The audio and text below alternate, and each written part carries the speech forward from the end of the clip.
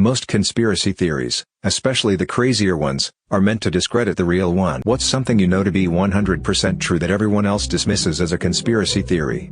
The art world is largely built around money laundering and tax evasion. This explains a lot of the really simplistic art pieces that sell for millions. You pay $10K for a painting, then give it to a college 3 years later. During that time, it went from $10K to $50K because F you, it's art. So you tell the IRS you donated $50K this year. And you can deduct donations from your yearly revenue and thus pay less taxes. The university plays along because they get free stuff out of the deal. Basically what money laundering is that you invest your dirty money by operating a business and reclaiming your original money via the business's profit in order to avoid taxes. This can be applied to items of value as well. Buy a $100,000 painting that is less money you would pay in taxes, then go back and sell it. K-pop was created by the South Korean government under suggestion from the IMF as an extra exportable industry to fix its balance of payments. It really happened that way. I'm more surprised people or surprised governments get involved in cultural exports. Japan had some 5-year Cool Japan thing going on. Thailand sending chefs to America to popularize Thai food. It's a way to win the game, cultural victory. You want tourism and people buying your stuff, so you do whatever works.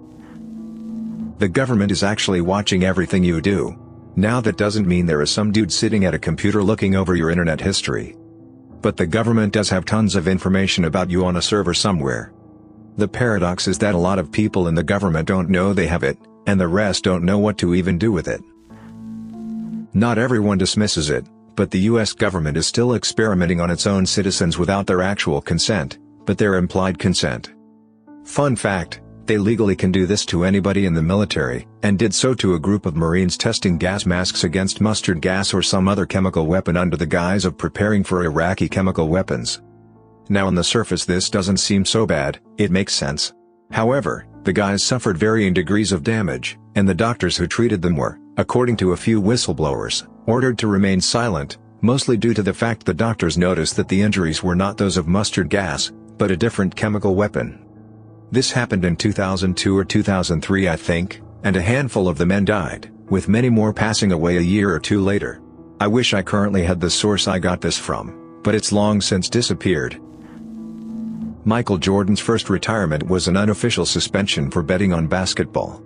Not to forget the other part of the theory, that James Jordan was murdered due to his son's gambling debts. Not saying I necessarily believe it, but there's that part as well. Some agencies can turn on the microphone and relay the audio of most phones, even when you turn them off. Assuming you cannot remove the battery. This is why the president's phone as well as some other secure devices are supposed to have the microphones removed, and then have one plugged in when it's going to be in use. Previous presidents have begrudgingly accepted this practice. When retail employees go check in the back, they're actually just checking their social media for 5 minutes. If I tell you that we are out but you insist that I go check, I'll take a glance around and then stand around for a while, because hey, I know we're out. If I were to say that we're probably out, and offer to go look for you, then I'll definitely move boxes and check, and you'll maybe get lucky.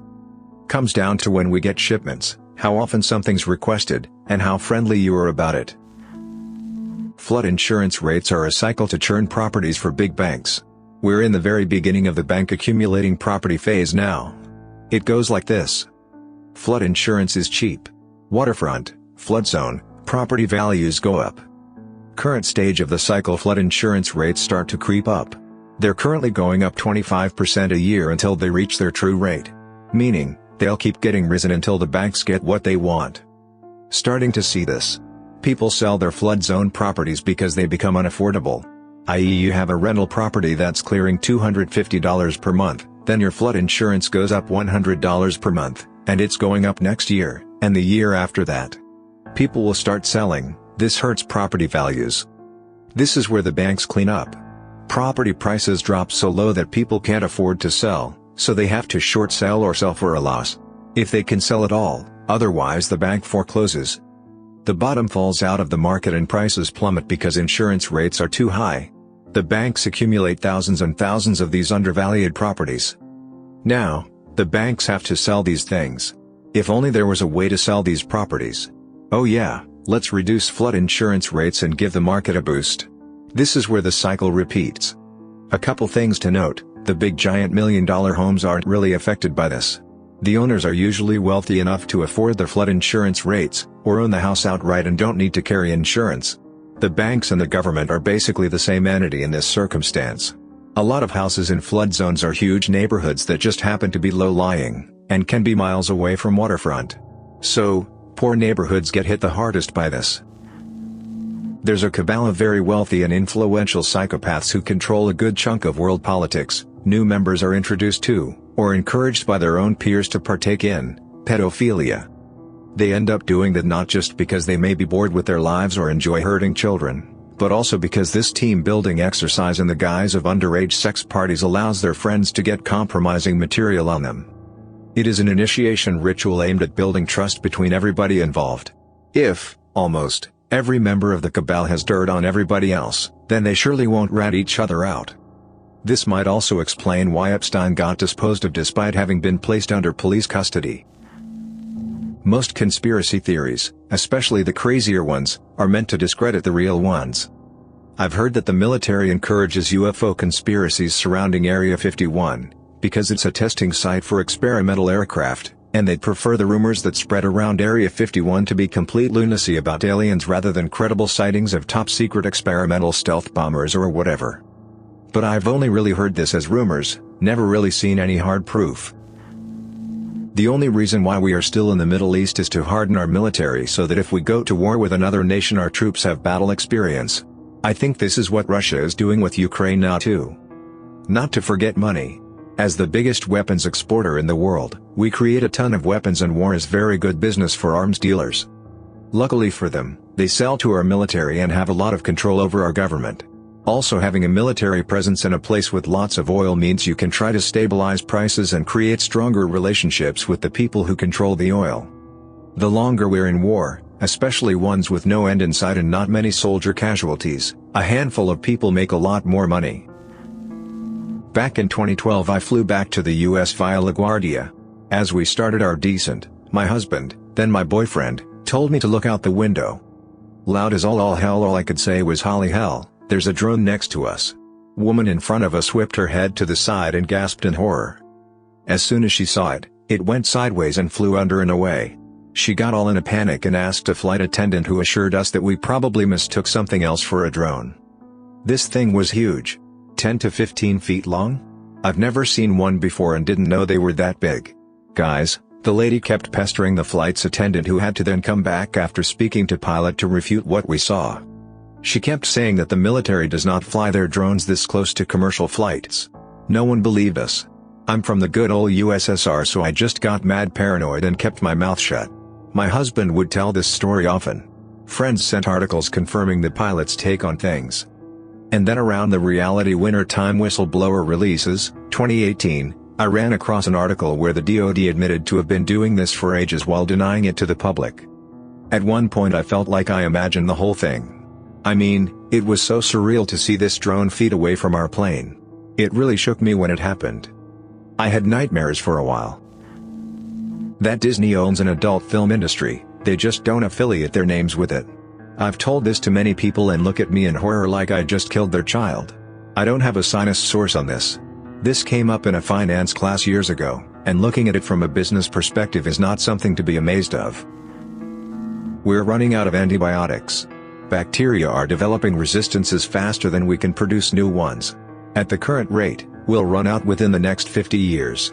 We've already exhausted the first ones we developed, like early types of penicillin. It's not all bad, though. If we rotate what we have, and invest in developing more, we can prolong the deadline indefinitely. Regardless, when your doctor tells you to take your antibiotics for the full prescribed duration, and to dispose of them safely at a pharmacy, you should listen. Source: Biologist. The bachelor course on pathogenic bacteria covered this. Social media, especially Snapchat and Instagram, exist in part to make us more comfortable with events in our lives being publicly known, which in turn makes us okay with losing privacy from government surveillance. I'm not saying that was the original intent of those apps. I'm saying that in their current form they tacitly encourage people to be comfortable with being watched and having their lives recorded. The government basically encourages this because it suits them. We'll go extinct before we can ever colonize other planets. In one of Vonnegut's books, pretty sure it was Hocus Pocus, he posits that the true point of humanity's existence is to create a strain of bacteria robust enough to survive being jettisoned into space. And survive long enough to make it to a habitable planet and begin life again. Democracy is dead. Americans talk about their right to bear arms, and that's cool and all, but if you need to overthrow a government by force, you are not going to take down the US Army just by rallying a few thousand sympathetic freedom fighters. And you'd better believe that you're always the terrorist in this situation, because the media will lie and smear to protect the government and corporate interests. A lot of first world countries have an intentionally broken voting system, first past the post, which keeps the two largest parties in power.